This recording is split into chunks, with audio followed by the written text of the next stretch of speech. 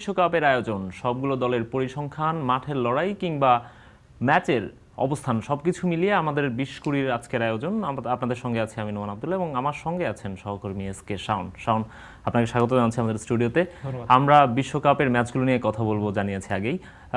প্রথম ম্যাচটা যেভাবে হয়েছে, উদ্বোধনী ম্যাচটা যেভাবে হয়েছে যুক্তরাষ্ট্র এবং কানাডার ম্যাচটা, সেটি নিয়ে একটু কথা বলতে চাই। একেবারে টি-20 ম্যাচগুলো যেমন হওয়া উচিত, প্রচুর রান হবে, 4 ছক্কার মার হবে, দর্শকরা যেভাবে ম্যাচগুলো দেখতে চান টি-20 ম্যাচগুলো, সেটি কিন্তু আমরা পেয়েছি আইসিসির দুটো সহযোগী দেশের কাছ থেকে। দেখেন, আমরা কিন্তু ধরে নিই যে আসলে সহযোগী দেশগুলো রান করবে 140 বা 130-এর মধ্যে, এর মধ্যে থেমে যাবে। কিন্তু আজকে কানাডা শুরুতে যেটা করলো, এটা কিন্তু এক ধরনের একটা রেকর্ডই হয়ে গেছে।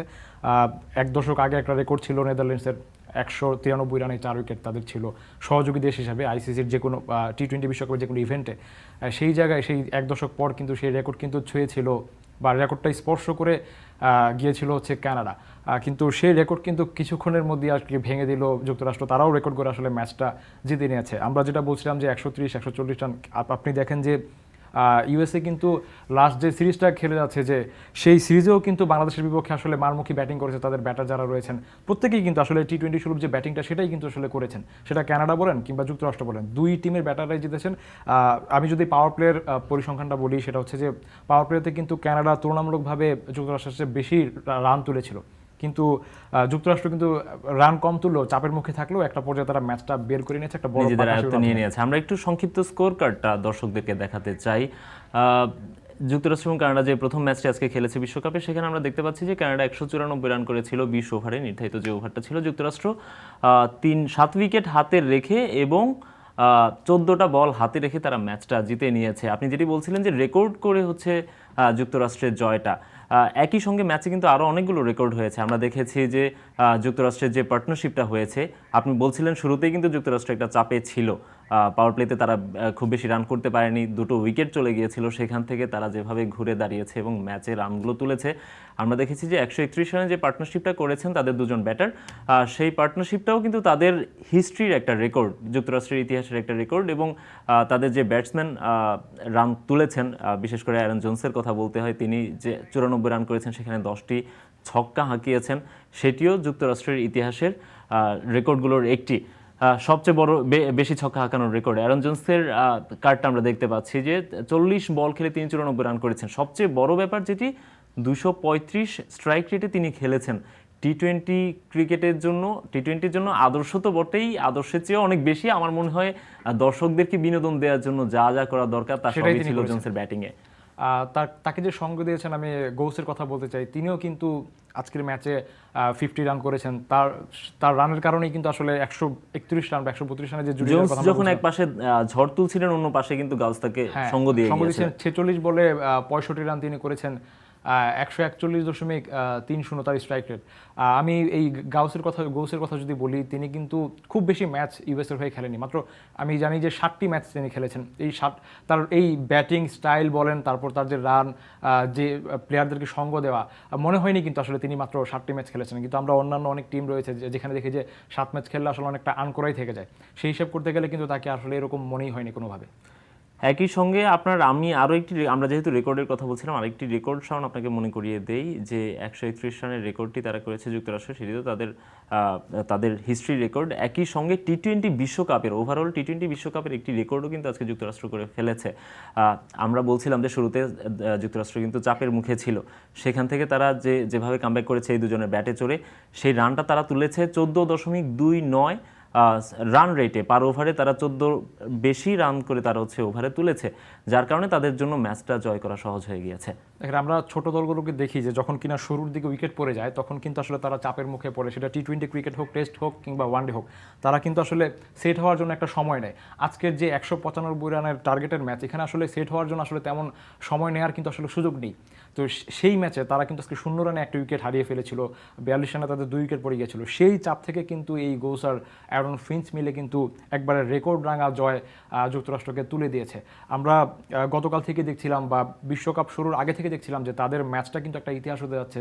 যুক্তরাষ্ট্র কিংবা কানাডাতে কিন্তু ক্রিকেটটা ততটা জনপ্রিয় না। আমরা জানি যুক্তরাষ্ট্র বেসবল বা বাস্কেটবলের জন্য ব্যাপক জনপ্রিয়। তো সেই হিসাব করতে গেলে আমরা দেখি যে এই ম্যাচে আমরা যে খেলাটা দেখেছি সেখানে কিন্তু দর্শক হয়েছিল। আমরা বলছিলাম যে ইতিহাসের একটা অংশ হতে পারে এই ম্যাচ, কারণ ইন্টারন্যাশনাল ম্যাচ কিন্তু প্রথমবার খেলেছিল এই দুটা দলই। তাদের জন্যই আসলে এই ম্যাচটা আসলে ঐতিহাসিকভাবে আইসিসিও প্রচার করছিল যে এটা একটা ঐতিহাসিক ম্যাচ। অনেকে হয়তো জানেও না যে এটা কী কারণে ঐতিহাসিক ম্যাচ হতে যাচ্ছে। তো সেই ঐতিহাসিক ম্যাচের মধ্যে কিন্তু আসলে আপনি বলছিলেন যে রেকর্ড হলো, আমরা তার মানে ধরে নিতে পারি যে 3টা রেকর্ড হয়ে গিয়েছে আর কি এই একটা ম্যাচের মধ্যেই। এবং যুক্তরাষ্ট্রে কিন্তু আপনি যেটি বলছিলেন যে জনপ্রিয় না ক্রিকেটটা, কিন্তু দর্শকদেরকে টানার জন্য যা যা দরকার ছিল সবই এখানে হয়েছে। এবং স্বাগতিক দেশ হিসেবে যেহেতু যুক্তরাষ্ট্র জিতেছে, নিশ্চয়ই দর্শকদের মধ্যে কিন্তু আগ্রহ আরও বেশি বাড়বে। হ্যাঁ, যেহেতু আজকের ম্যাচ তারা জিতে নিয়েছে, একদম দাপুটে জয় তারা তুলে নিয়েছে, সামনের ম্যাচগুলোতে কিন্তু প্রত্যাশা করা যায় যে এই তারা ম্যাচ জিতবে। আমরা হিউস্টনে বাংলাদেশের ম্যাচ দেখেছিলাম, সেখানে হয়তো ঘূর্ণিঝড়ের কারণে গ্যালারি তেমন ছিল না, তারপরও দর্শক খুব কম ছিল। কিন্তু এই ম্যাচে কিন্তু আমরা দেখলাম যে টি-20-র যেই অন্যান্য যে ফ্রাঞ্চাইজি লিগগুলোতে দেখে থাকি যে দর্শক থাকে, আজকের ম্যাচেও কিন্তু আমরা আসলে তেমনটাই দেখলাম যে ইউএসের মাঠে কিন্তু দর্শক রয়েছে আর তারা আসলে উপভোগই করেছে এই ম্যাচটা। এক্স্যাক্টলি। এবং যুক্তরাষ্ট্র এবং কানাডা আজকে যেভাবে ম্যাচটা খেললো, আমরা ধারণা করছিলাম যেহেতু 20টা দলের টুর্নামেন্ট এবং সেখানে আসলে ক্রিকেট প্লেয়িং নেশন কিন্তু খুব কম। আমরা যদি একেবারে ফুল মেম্বারশিপ বলি আইসিসির, সেখানে আছে 12টি দল, সেখানে জিম্বাবুয়ে যদিও বিশ্বকাপে কোয়ালিফাই করতে পারেনি। তো যে বাকি যে দলগুলো আছে, যুক্তরাষ্ট্র, কানাডা, নামিবিয়া বা উগান্ডার মতো দলগুলো এবার যেহেতু এসেছে, আমরা অনেকেই বলছিলাম যে বিশ্বকাপের আকর্ষণটা হারাতে পারে। আবার কেউ কেউ বলছিলেন যে বিশ্বকাপে অনেকগুলো অঘটন দেখা যেতে পারে। আমরা যদি একটু গ্রুপটার কথা বলি, আজকে কানাডা এবং যুক্তরাষ্ট্র যেভাবে খেললো, তারা যেভাবে একটা হাই স্কোরিং ম্যাচ খেললো, সেক্ষেত্রে তাদের গ্রুপে অন্য যে দলগুলো আছে, ভারত, পাকিস্তান বা আয়ারল্যান্ডের মতো যে দলগুলো আছে, তাদের জন্যও কি একটা শঙ্কা তৈরি হয় কিনা? হ্যাঁ, অবশ্যই। আপনাকে আমি একটা কথা মনে করিয়ে দিতে চাই যে যুক্তরাষ্ট্র কিংবা কানাডাতে যে প্লেয়াররা খেলেন তারা কিন্তু বেশিরভাগ প্লেয়ারই কিন্তু অভিবাসী, অন্যান্য কান্ট্রি থেকে তারা এসেছেন। আমরা কোরি অ্যান্ডারসনের কথা বলতে পারি যে তিনি কিন্তু নিউজিল্যান্ডের প্লেয়ার রেকর্ড করেছেন তিনি। আসলে যে প্লেয়ারগুলো এখানে আছেন তারা কিন্তু টি-20 ক্রিকেটের জন্য যথেষ্ট তাদের মেধা বলেন, যোগ্যতা বলেন, সব কিছুই আসলে তাদের আছে, তাদের এক্সপিরিয়েন্সও খুব ভালো আছে। তারা হয়তো ন্যাশনাল টিমের হয়ে খুব কম ম্যাচ খেলেছেন, কিন্তু তারা ফ্রাঞ্চাইজি ক্রিকেটে কিন্তু তারা অনেক খেলেছেন।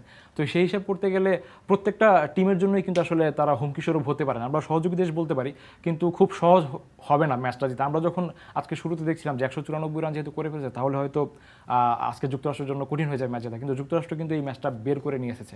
অর্থাৎ আয়ারল্যান্ড বলেন, ভারত বলেন, তাদের জন্য আসলে শঙ্কা হতে পারে যে কোনো ম্যাচেই। অভিজ্ঞতার কথা যেহেতু বলছিলেন, আমি আপনাকে একটা তথ্য দেই যে অ্যারন জোন্স হচ্ছে আজকে ম্যাচটা জিতিয়েছেন। তিনি কিন্তু ফ্র্যাঞ্চাইজি লিগে খেলার কথা বলছিলেন আপনি, তিনি কিন্তু একবার বিপিএলও খেলে গিয়েছেন রংপুর রাইডার্সের হয়ে এবং বারবাডোজের আন্ডার-19 টিমের হয়েও তিনি খেলেছেন। তার মানে হচ্ছে তিনি কিন্তু মূলত হচ্ছে একজন ক্যারিবিয়ান ক্রিকেটারদের শক্তির ব্যাপারে, মাসেল পাওয়ারের ব্যাপারে কিন্তু আমরা সবাই জানি। সুতরাং সেই হিসেবে কিন্তু আপনি যেটি বলছিলেন যে অভিবাসী ক্রিকেটারদের, দুটো দলেই অভিবাসী ক্রিকেটাররা ছিলেন, কানাডা এবং যুক্তরাষ্ট্রে, বেশিরভাগই পাকিস্তান, ভারতের ক্রিকেটার, আবার ক্যারিবিয়ান ক্রিকেটারদেরকেও আমরা সেখানে দেখতে পাচ্ছি প্রতিবেশী হিসেবে। তো সব কিছু মিলিয়ে আসলে এই দুটো দল কিন্তু ভারত এবং পাকিস্তানও একই গ্রুপে আছে। আমার কাছে এখন মনে হচ্ছে যে ভারত কিংবা পাকিস্তানের জন্য একটা বড় সড়ো চ্যালেঞ্জিং হয়ে যেতে পারে পরের রাউন্ডে যাওয়া। আসলে আমরা পরের রাউন্ডের জন্য যদি অটোমেটিক চয়েসের কথা বলি, ভারতকে আপনি 1 নম্বরে রাখতে পারেন, তারপর আপনি পাকিস্তানকে রাখতে পারেন। পাকিস্তান যেহেতু আনপ্রেডিক্টেবল টিম, তারা আসলে বাদও পড়তে পারে, সেক্ষেত্রে আয়ারল্যান্ডকে আপনি বিবেচনা করতে পারেন। কিন্তু এখন যদি আমরা বলি যে মিরাক্কেল কিছু হয়ে যেতে পারে, সেটা কিন্তু আয়ারল্যান্ড পাকিস্তানকে টপকে কিন্তু অন্য কোনো দল, অর্থাৎ কানাডাও কিন্তু চলে যাওয়ার মতো সম্ভাবনা আছে। এবং যুক্তরাষ্ট্র যেহেতু স্বাগতিক দেশ, তাদেরও কিন্তু একটা ভালো সম্ভাবনা আছে, কারণ অনেক বছর ধরে তারা নিজেদের এই উইকেটে খেলছে।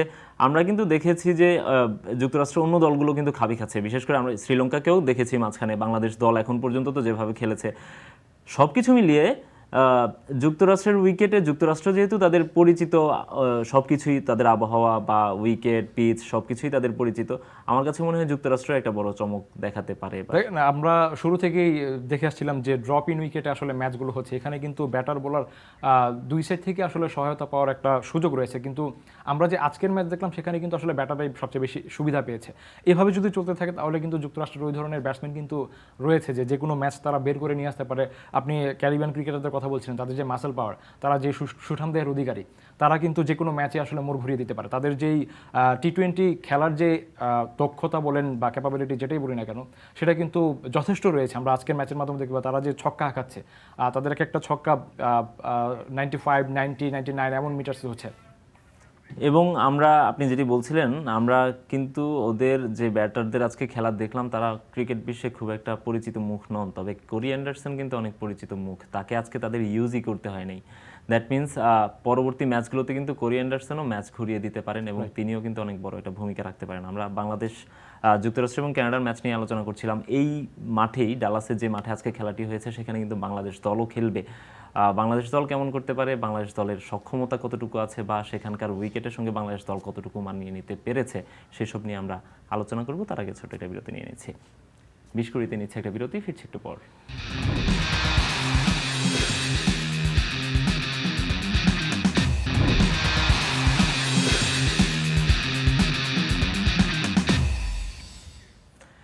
বিরতির পর ফিরে এলাম। আপনারা দেখছেন এখন টেলিভিশনের বিশেষ আয়োজন 20-20। শাওন, আমরা যেখানে শেষ করেছিলাম বাংলাদেশের কথা বলছিলাম। যুক্তরাষ্ট্রে বাংলাদেশ যে কটি প্রস্তুতি ম্যাচ খেলেছে, অনেক আগেই কিন্তু বাংলাদেশ দল চলে গিয়েছে এবারে বিশ্বকাপ খেলার জন্য। তো সেখানে বাংলাদেশ দলের প্রস্তুতিটা কেমন হলো? বিশ্বকাপ শুরু হয়ে গেছে, তার আগে বাংলাদেশ দল কালকে একটা ম্যাচ খেলেছে, প্রস্তুতি ম্যাচ ভারতের বিপক্ষে। সেই ম্যাচ এবং সব মিলিয়ে বিশ্বকাপের প্রস্তুতিটা আসলে বাংলাদেশের কেমন হলো? তাদের প্রস্তুতি দেখে আসলে দর্শকদের জন্য বলেন বা বাংলাদেশি সাপোর্টার যারা, তাদের জন্য আসলে হতাশই হতে হবে বলতে হবে। কারণ বাংলাদেশ ইউএসএতে গিয়ে আপনি বলছেন যে প্রস্তুতির কথা, বিশ্বকাপের প্রস্তুতি হিসাবে কিন্তু তারা ইন্টারন্যাশনাল ম্যাচ 3টা খেলেছে, সেখানে সিরিজ হেরেছে, তারপর একটা ম্যাচ পরিত্যক্ত হয়েছে সেই যুক্তরাষ্ট্রের সাথেই। লাস্ট যে ম্যাচটা খেললো গতকাল, সেটা কিন্তু আসলে হতাশারই বলা চলে। আপনি দেখবেন যে বিশেষ করে বাংলাদেশের বেশিরভাগ ব্যাটার কিন্তু কালকে ব্যর্থ হয়েছেন, টপ অর্ডার থেকে শুরু করে জাস্ট মিডল অর্ডারে দু একজন বলতে মাত্র একজনই। আমরা একটু কালকের ম্যাচে যদি পুরো পরিসংখ্যানটা দেখে নিই, কালকে ভারতের বিপক্ষে বাংলাদেশ যেভাবে ব্যাটিং করেছে, 122 রান করেছে বাংলাদেশ দল। আমরা পুরো স্কোর কার্ডটা দেখতে পাচ্ছি, বাংলাদেশ দলে সবাই খেলেছেন, 9 উইকেট যেহেতু গিয়েছে, 11 জন ব্যাটসম্যান নেমেছে।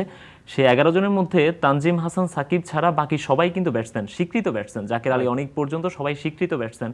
এবং আপনি যেটি বলছিলেন, এর মধ্যে শুধুমাত্র 4টা আমরা ডাবল ডিজিট দেখতে পাচ্ছি, বাকি সবই সিঙ্গেল ডিজিট। আপনি সৌম্য সরকারকে দেখেন, 0 রানে আউট হয়েছেন। লিটন দাস, নাজমুল হোসেন শান্ত 6 বলে 0 করেছেন তিনি। হ্যাঁ, এবং আমরা যদি রিশাদ হোসেনের কথা বলি, তিনি অলরাউন্ডার হিসেবে খেলছেন, এখনো নতুন, তার উপর আসলে এতটা ডিপেন্ডেন্ট হওয়ার কথা না। শেখ মাহিদির আমরা দেখতে পাচ্ছি তিনি 3 রান করেছিলেন। জাকের আলী অনেক 0 করেছেন। জাকের আলী অনেকের উপর কিন্তু অনেক বেশি প্রত্যাশা বাংলাদেশ দলের, তিনি যেভাবে বিপিএলে খেলে এসেছেন, যে হাইপটা তার জন্য আছে।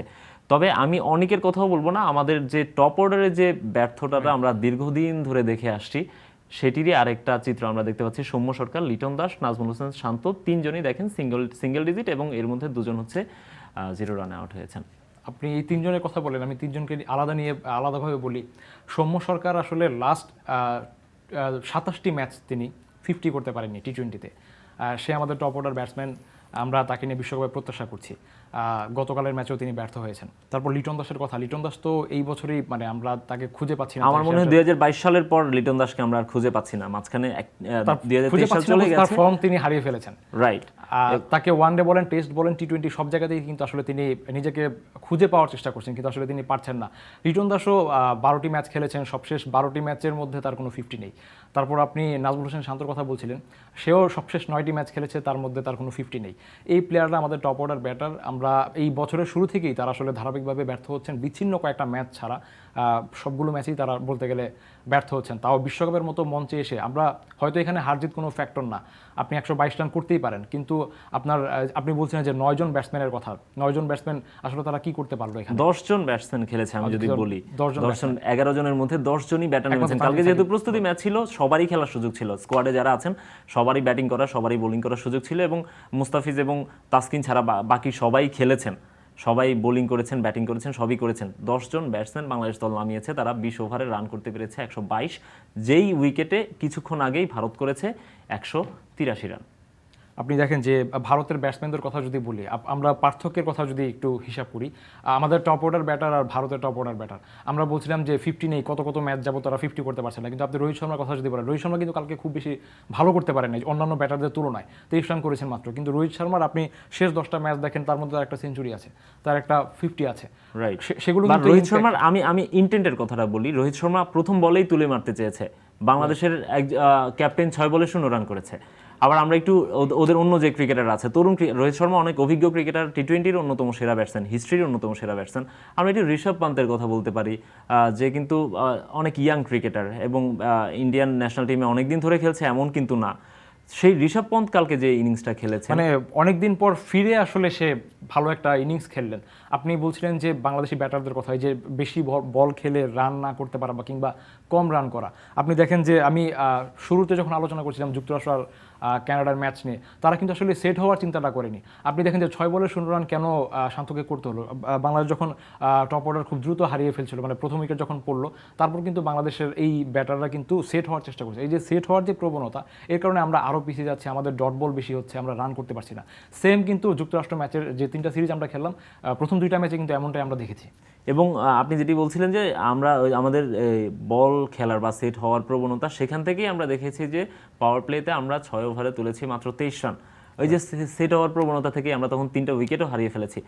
সেট হওয়ার প্রবণতা থেকেই আমরা যখন পাওয়ার প্লেতে 6 ওভারে 23 রান তুলি, আমাদের টার্গেট হচ্ছে 183 রান, মানে হচ্ছে আমরা আরও 160 রান পেছনে, আমাদের হাতে আছে আর 14 ওভার। তখন কিন্তু আমরা দল কিন্তু তখন ওখানেই হেরে যায়। আমরা ভারতীয় বোলারদের কথাও একটু বলতে পারি, বাংলাদেশি ব্যাটারদের আমরা দোষ দিচ্ছি, একই সঙ্গে ভারতীয় বোলারদের ক্রেডিটটাও কিন্তু দিতে হবে, তারা যেভাবে বলটা ফেলেছে জায়গায়। আমরা একটু আর্শদীপ সিং এর কথা বলবো, তরুণ প্লেয়ার, আইপিএল এর প্রোডাক্ট আমরা বলতে পারি। আইপিএল এ তিনি দারুণ খেলেছেন, এর আগেও বেশ কয়েকবার আইপিএল এ পারফর্ম করেই কিন্তু জাতীয় দলে তিনি ঢুকেছেন। টি-20 ক্রিকেটে এখন নিয়মিতই খেলছেন, যদি অন্যান্য ফরম্যাটগুলোতে আমরা তাকে সেভাবে দেখি না। আমরা আর্শদীপের কথা একটু বলতে পারি, তিনি কালকে যেভাবে বোলিং করেছেন। দেখেন বাংলাদেশের পেস বোলারদের কথা যদি আমরা বলি, কালকের ম্যাচে স্বীকৃত পেস বোলার আসলে কে খেলেছে? আমার তো দেখা মাত্র 2জন পেসার খেলেছে, তানজিম সাকিব আর শরীফুল ইসলাম। আর সৌম্য সরকারের কথা যদি বলি, সৌম্য সরকার অকেশনাল মানে মিডিয়াম ফাস্ট বলার এরকম, এই 2জন পেসার খেলেছেন। ড্রপ ইন পিচে কিন্তু বাউন্স থাকে, গতি থাকে, সেই সুবিধাটা কিন্তু ভারত লুফিয়ে নিয়েছে। আপনি দেখেন ভারত কয়টা পেসার তারা ইউজ করেছে, তারা হার্দিক পান্ডিয়ার কথা আমরা বলবো, জাসপ্রীত বুমরা আছে, সিরাজ আছে, আর্শদীপ সিংয়ের কথা আপনি বলছেন, শিবম দুবে আছে।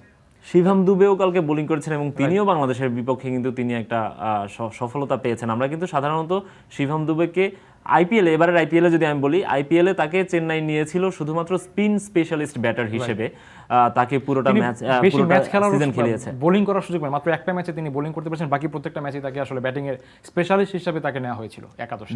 যদিও শিবম দুবেকে আমরা অলরাউন্ডার হিসেবে চিনি এবং তিনি জাতীয় দলে এসেছিলেন অলরাউন্ডার হিসেবে। আইপিএলে আমরা তাকে দেখেছিলাম শুরুতে বোলিং করতে, কিন্তু এবার আইপিএলে শুধুমাত্র ব্যাটার হিসেবে তাকে খেলানো হয়েছিল। সেই শিবম দুবে কিন্তু বাংলাদেশের এগেনস্টে বোলিং করেছে। আপনি তার স্ট্যাটটা যদি দেখেন, 3 ওভার করে 13 রান দিয়ে 2টো উইকেট তিনি তুলে নিয়েছেন। সবচেয়ে বড় ব্যাপার যেটি, ইকোনমি রেট হচ্ছে 4.33। অর্থাৎ আইপিএলে যে বোলিংয়ে করার তেমন সুযোগ পেলেন না সে বাংলাদেশের সঙ্গে, মানে আপনি দেখেন যে বাংলাদেশের ব্যাটিং লাইনআপের তাহলে কি হাল। এই জন্যই মানে শিবম দুবে খুব যে ভালো বোলিং করেছেন, আমার মনে হয় না যে অন্য কোনো টিমের সঙ্গে, বিশেষ আমরা আজকে যুক্তরাষ্ট্র কানাডার খেলা দেখলাম, আমার মনে হয় যে তাদের সাথে বোলিং করলে হয়তো এত মানে ইকোনমি রেটটা তাদের সঙ্গে সম্ভবত ক্যাপ্টেনের ভাবনায়ও তিনি থাকবেন না। রাইট। যেহেতু আইপিএলও তাকে এভাবেই বিবেচনা করা হয়েছে। এক্স্যাক্টলি। এবং আমরা ভারতীয় বোলিং অ্যাটাকের কথা বলছি, একই উইকেটে কিন্তু বাংলাদেশের বোলাররাও বোলিং করেছেন, রাইট। এবং আমরা যদি কালকের ম্যাচে আমরা দেখেছি যে তাসকিন এবং মুস্তাফিজ বিশ্রামে ছিলেন, সেক্ষেত্রে বাংলাদেশের মূল বোলিং অ্যাটাকটা নেতৃত্ব দেওয়ার কথা সাকিব আল হাসানের। যদি আমরা ওভারঅল বোলিং অ্যাটাকের কথা বলি, আমাদের শরীফুল ছিলেন, শরীফুল ভালো বোলিং করেছেনও, কিন্তু সাকিব আল হাসানের কথা যদি বলি, আমরা দীর্ঘদিন ধরে কিন্তু সাকিবকে সেই ফর্মে দেখতে পাচ্ছি না, যেই ফর্ম বা যেই প্রত্যাশাটা আমরা তার কাছ থেকে করি। কালকে সাকিব আল হাসানের ফিগারটা একটু দেখি আমরা। 4 ওভার বোলিং করেছেন, 47 রান তিনি কনসিড করেছেন, কোনো উইকেট তিনি পাননি। Economy rate 11.75। আপনার কাছে কি মনে হয় সাকিব আল হাসান, আমরা যেটি দেখেছি যে এখন পর্যন্ত যুক্তরাষ্ট্রের 4টি ম্যাচ খেলেছেন, এই 4টি ম্যাচে 1টি উইকেট পেয়েছেন। যুক্তরাষ্ট্রের বিপক্ষে 3 ম্যাচে 1টি উইকেট পেয়েছিলেন শেষ ম্যাচে এসে, আর আজকে ভারতের বিপক্ষে, গতকাল ভারতের বিপক্ষে তার এই পারফরমেন্স, সাকিব আল হাসানের কাছ থেকে আমরা কি পাচ্ছি আসলে? দেখেন ব্যাটিংটাও কিন্তু পাইনি কালকে, আমি সঙ্গে যুক্ত করে দিই। শিশু ইসলামটা আমরা হারিয়ে ফেলেছি, তারপর কালকে আপনি ব্যাটিংয়ের কথা বলছিলেন, ব্যাটিংয়ে কিন্তু সাকিবকে দেখা যাচ্ছিল খুব অস্বস্তি নিয়ে মনে হয় তিনি ব্যাটিং করছিলেন, বলের চেয়ে তার রান অনেক কম ছিল, টি-20 সুলভ মনে হচ্ছিল, বা টি-20 সুলভ তিনি ব্যাটিং করতেও পারেনি, খুব অস্বস্তি নিয়ে একদম শুরু থেকে তিনি এই সেট হওয়ার যে প্রবণতা সেটা নিয়ে তিনি ব্যাটিং করতে থাকছেন। এটা করে হয়তো বাংলাদেশের কি হয়েছে, বাংলাদেশ 100-র বেশি রান করতে পেরেছে, কিন্তু বাংলাদেশ কিন্তু জয়ের বন্দরে বলি বা যে একটা রেসপেক্টেবল যে ইনিংস সেটা কিন্তু আসলে বাংলাদেশ খেলতে পারেনি। এক্স্যাক্টলি। এবং সাকিব আল হাসানরা যখন কলাপস করেন, এবং বাংলাদেশের অন্যান্য ক্রিকেটাররা তো আছেনই, আপনার ক্যাপ্টেন যখন হচ্ছে 6 বলে 0 রান করে আউট হন, বা টপ অর্ডার যখন আমরা পাওয়ার প্লের মধ্যেই হারিয়ে ফেলি, রানও তুলতে পারি না, তারপর যখন সাকিবরা এসে সেট হওয়ার চেষ্টা করেন, তখন আসলে বাংলাদেশের ক্রিকেটের সামগ্রিক টি-20-র হালটা বোঝা যায়। এবং সেখান থেকে আমাদের টি-20 ক্রিকেটে আমাদের যে সামর্থ্য বা সক্ষমতা নিয়ে যে প্রশ্নটা আছে, সেই প্রশ্নটাকে আরও অনেক বেশি জোরালো করে দেয়।